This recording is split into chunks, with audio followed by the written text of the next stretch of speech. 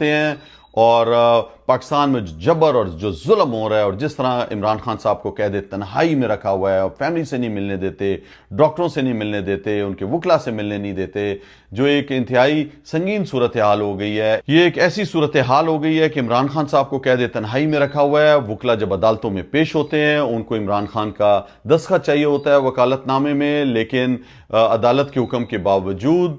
وکلا کو ملنے نہیں دیا جاتا، عمران خان صاحب کے دستخط نہیں لینے دیے جاتے۔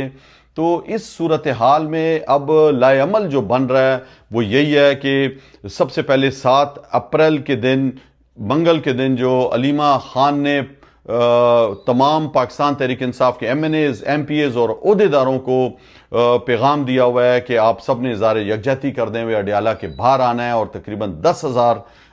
کی تعداد ہونی چاہیے۔ اب دیکھنا یہ ہے کہ کیا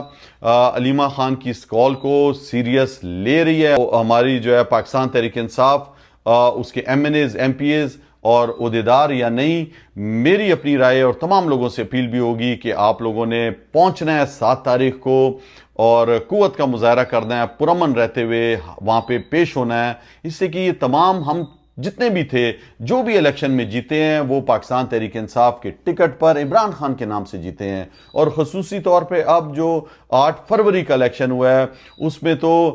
لوگوں نے لائنوں میں لگ کر جو ہے گاجر مولی جیسے انتخابی نشانات کو ووٹ دیا ہے۔ لوگوں کا 1 روپیہ نہیں لگا کمپین میں، عمران خان کے نام پر ووٹ لیے ہیں، تو ان کو عمران خان کے ساتھ کھڑا ہونا چاہیے، اظہار یکجہتی کرنی چاہیے۔ اسی طرح 9 اپریل کو